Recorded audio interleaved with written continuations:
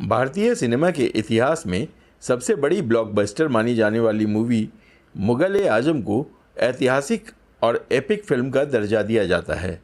हम अपने बेटे के धड़कते हुए दिल के लिए हिंदुस्तान की तकदीर नहीं बदल सकते। तकदीरें बदल जाती हैं, मगर इस बदलती हुई दुनिया में मोहब्बत जिस इंसान का दामन थाम लेती है, वो इंसान नहीं बदलता। फिल्म के निर्देशक के आसिफ को फिल्म निर्माण के दौरान न सिर्फ भारतीय सेना ने अपना सहयोग दिया था, बल्कि जब तक वो जिंदा रहे उन्हें फिल्म जगत व तत्कालीन राजनीतिक दायरों में भी अच्छा खासा सम्मान प्राप्त होता था। इनके अलावा वो लोग भी आए जिनके कांधों पर आज के हिंदुस्तान का बोझ है।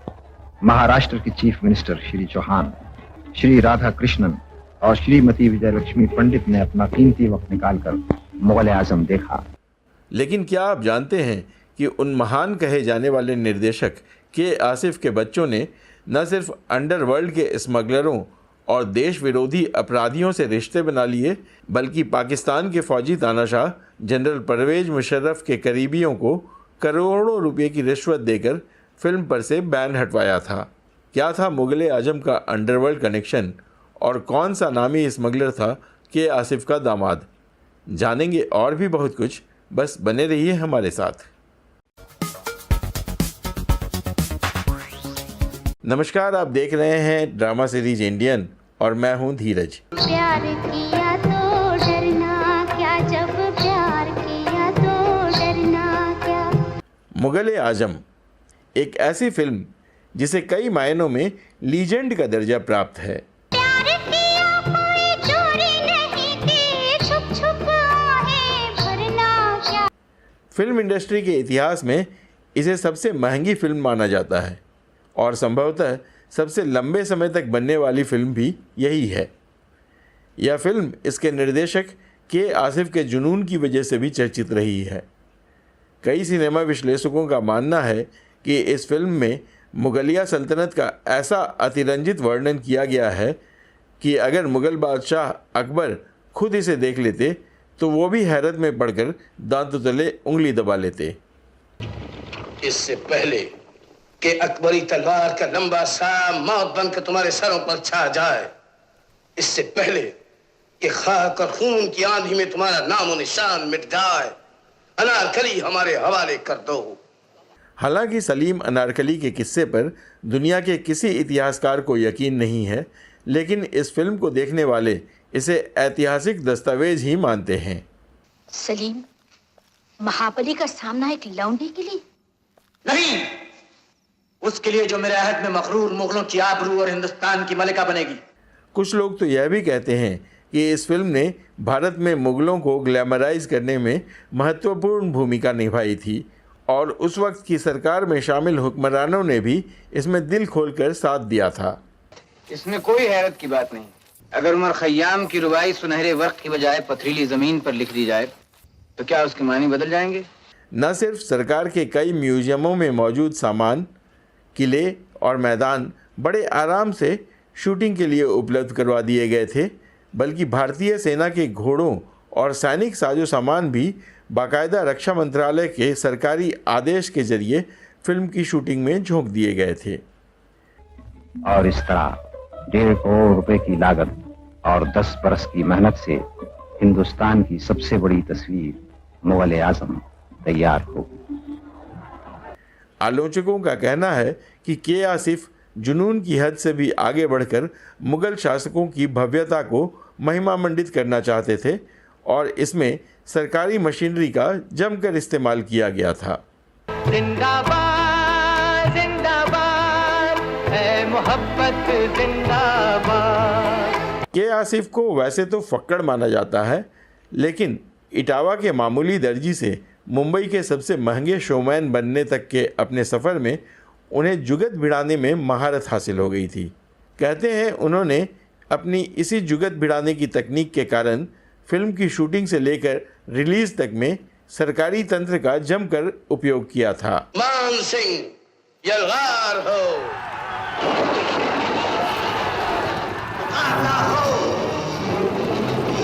फिल्म को सुपरहिट बनाने और सफलतापूर्वक चलाने में सरकार की व्यवस्था और प्रचार तंत्र का इस्तेमाल महत्वपूर्ण भूमिका में था। आज हिंदुस्तान के लाखों इंसान इनकी मेहनत की दाद देने के लिए बेताब हो गए। यह फिल्म भारत के साथ साथ पाकिस्तान और दुनिया के कई देशों में रिलीज हुई और इसने बॉक्स ऑफिस पर जमकर कारोबार भी किया। खास बात यह रही कि दुनिया भर से बटोरे गए पैसों में से भारत सरकार का हिस्सा ना के बराबर रहा।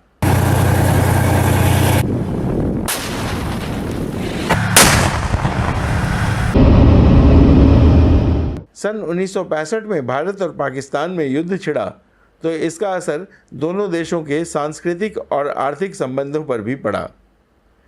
पाकिस्तान की तत्कालीन सरकार ने भारतीय फिल्मों का प्रसारण अपने यहाँ बैन कर दिया, क्योंकि फिल्म मुगले आजम इस्लामी संस्कृति को ग्लैमराइज करने की पृष्ठभूमि में बनी थी, इसलिए इसका उस देश में लोकप्रिय होना लाजमी था जिसकी बुनियाद ही इस्लाम धर्म पर आधारित थी। लेकिन इसके बैन होने पर फिल्म के कारोबार पर भारी असर पड़ा। खास बात यह है कि उन दिनों इंटरनेट और ऐप तो दूर की बात, डीवीडी या वीसीआर तक नहीं हुआ करते थे। बहरहाल सन 2004 में इस फिल्म का कलर वर्जन दोबारा रिलीज़ किया गया। डिजिटल तकनीक की मदद से पूरी फिल्म को कलर प्रिंट में तैयार किया गया। देखो, ये सुरंग तुम्हें मुगल सल्तनत की सरहदों के पार ले जाएगी और ये राज, ये अनारकली जिंदा है, तुम्हें राज रखना होगा। और नई दिल्ली से लेकर लंदन तक कई भव्य समारोहों के जरिए इसे दोबारा जमकर पब्लिसिटी मार्केट में उतारा गया। इस पूरे आयोजन में पर्दे के पीछे से मुख्य भूमिका निभाई थी के आसिफ के बेटे अकबर आसिफ ने, जो लंदन में बस चुका है और वहाँ एक कारोबारी है। पाकिस्तान में इस फिल्म पर से रोक हट जाए, इसके लिए अकबर ने पाकिस्तान के तत्कालीन शासक परवेज मुशर्रफ के पास जमकर लॉबिंग भी की थी। इस बारे में हम वीडियो में आगे चर्चा करेंगे। अभी जरा एक नज़र डालते हैं आसिफ परिवार और उसके अंडरवर्ल्ड कनेक्शन की। जैसा कि आप सबको मालूम है कि आसिफ ने मुगले आजम फिल्म की शूटिंग के ऐन पहले अपने बहन की सौतन सितारा देवी से शादी की थी और फिल्म की शूटिंग के दौरान निगार सुल्ताना से शादी कर ली थी। इस बारे में एक विस्तृत वीडियो आपके चैनल पर पहले से उपलब्ध है, जिसका लिंक आई बटन में दिया हुआ है। निगार का मुगले आजम फिल्म को बनाने में खासा योगदान था और साथ ही वो के आसिफ के बच्चों की माँ भी बनी। दोनों की बेटी का नाम था हिना कौसर।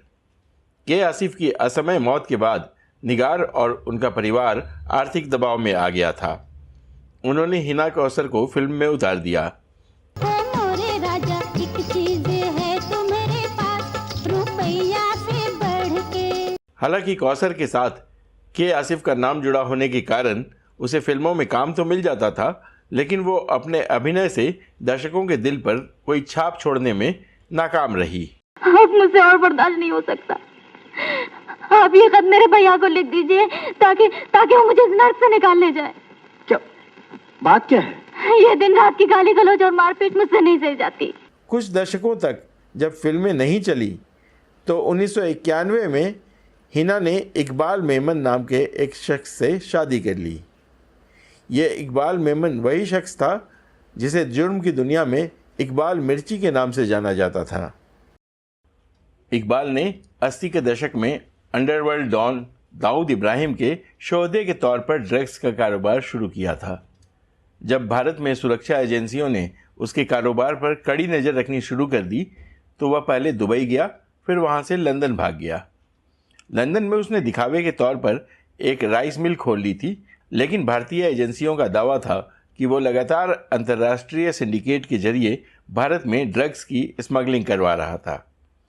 हिना जब इकबाल मिर्ची की दूसरी बीवी बनी थी, उस वक्त भी वह भारतीय एजेंसियों के रडार पर था। यह बात आश्चर्यजनक है कि उस दौर में भारतीय मीडिया ने भी इस मामले को ज़्यादा तूल नहीं दिया। इकबाल मिर्ची दाऊद इब्राहिम के सबसे करीबी लोगों में शामिल था और दाऊद के ड्रग नेटवर्क को संभालता था। मुंबई पुलिस और ईडी के वांटेड इकबाल मिर्ची को एशिया में ड्रग किंग के रूप में देखा जाता था। सन 2011 में स्कॉटलैंड यार्ड पुलिस ने उसे गिरफ्तार भी किया था, लेकिन उसने कानूनी दांवपेच लगाकर भारत का अपना प्रत्यर्पण रुकवा लिया था। इसके बाद सन 2013 में लंदन में उसकी हार्ट अटैक से मौत हो गई। हिना कौसर अब कहाँ है यह किसी को नहीं पता। खास बात यह है कि निगार सुल्ताना हो या उसके परिवार का कोई और सदस्य, सभी ने इस स्मगलर से जुड़े रिश्ते का स्वागत किया। कहते हैं हिना के भाई अकबर आसिफ ने भी अपने जीजा इकबाल मिर्ची की पोजीशन और उसके संबंधों का खूब इस्तेमाल किया। उसने लंदन व दुबई में रेस्टोरेंट तथा एंटरटेनमेंट की एक कंपनी भी खोल ली। सूत्रों का कहना है कि उसके होटल व एंटरटेनमेंट के कारोबार भी इकबाल के कारोबार के फ्रंट के तौर पर काम कर रहे थे। हाल ही में लीक हुए पेंडोरा पेपर्स ने अकबर आसिफ के चेहरे पर से एक और नकाब उतार फेंका है। पेपर्स में इस बात के पुख्ता सबूत मिले हैं कि के आसिफ के इस बेटे का पाकिस्तान के पूर्व राष्ट्रपति जनरल परवेज मुशर्रफ से लेन देन का सौदा हुआ था। जब सन 2004 में परवेज मुशर्रफ लंदन की आधिकारिक यात्रा पर थे तो अकबर ने उनसे डोरचेस्टर होटल में मुलाकात की, जहां पाकिस्तानी प्रतिनिधिमंडल ठहरा था। अकबर ने उस दौरान परवेज मुशर्रफ को डिजिटली कलर्ड फिल्म की सीडी भी भेंट की थी। उस वक्त मीडिया में भी यह मुद्दा उठा था और उम्मीद जताई गई थी कि शायद पाकिस्तान में मुगल आजम से बैन हट जाए, लेकिन मुशर्रफ एक घाघ सौदेबाज साबित हुए और करीब 2 सालों तक अपने फैसले को टालते रहे। पेंडोरा पेपर्स के मुताबिक अकबर आसिफ ने परवेज मुशर्रफ के करीबी रहे आर्मी जनरल शफत उल्लाह शाह की पत्नी को वर्ष 2006 में लंदन में एक महंगा अपार्टमेंट गिफ्ट किया था। उस वक्त इस अपार्टमेंट की कीमत करीब $12 लाख थी, जो भारतीय करेंसी में कई करोड़ बैठती है। गौरतलब है कि उसी साल जनरल परवेज मुशर्रफ ने पाकिस्तान में मुगल आजम पर से बैन हटा दिया था। यह फैसला इसलिए भी ऐतिहासिक था कि 40 साल बाद किसी भारतीय फिल्म को पाकिस्तान में प्रदर्शन की इजाज़त मिली थी। इस फ्लैट की रजिस्ट्री सन 2007 में हुई थी। इससे यह बात साफ समझ में आती है कि मुशर्रफ से आसिफ की मुलाकात कैसे हुई, और यही बातें बॉलीवुड, पाकिस्तानी सेना और अंडरवर्ल्ड के रिश्ते को साफ भी कर रही है। तो दोस्तों, देखा आपने किस तरह बॉलीवुड की सबसे चर्चित फिल्म के तार भी अंडरवर्ल्ड और पाकिस्तानी सेना से जुड़े हैं। उम्मीद है आपको यह वीडियो पसंद आया होगा। हमें कमेंट बॉक्स में लिखकर ज़रूर बताइएगा। अगर आपके पास भी बॉलीवुड फिल्मों और अंडरवर्ल्ड के संबंधों से जुड़ी कोई और जानकारी हो तो वह भी हमें बताइएगा। अब दीजिए अपने दोस्त और होस्ट धीरज को इजाज़त।